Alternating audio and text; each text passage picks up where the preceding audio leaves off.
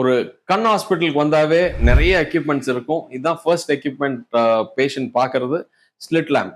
இந்த slit lamp மூலியமா கண்ணோட முன்பகுதியிலிருந்து பின்பகுதி வரைக்கும் 20 மடங்கு பெருசு பண்ணி பார்க்கலாம்.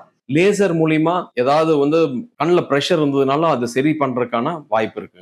ஆட்டோ ரிஃப்ராக்டோமீட்டர் இது கம்ப்யூட்டர் மூலியமா கண்ணோட பவரை செக் பண்ணிருங்க அக்யூரேட்டா. கருவிலியோட டோபோகிராஃபியும் பார்த்துரும். நான் கான்டாக்ட் டோனோமீட்டர் அண்ட் பேக்கிமெட்ரி. நான் கான்டாக்ட் டோனோமீட்டர் கண்ணில் இருக்க ப்ரெஷரை செக் பண்ணிடும் அண்ட் கருவிலியோட திக்னஸ் பார்த்துரும். கருவிலிக்கும் பாப்பாவுக்கும் நடுவில் இருக்கிற இடைவெளி எவ்வளவு இருக்குங்கிறதையும் பார்த்துரும். ஸோ இது விஷுவல் ஃபீல்ட் அனலைசர்.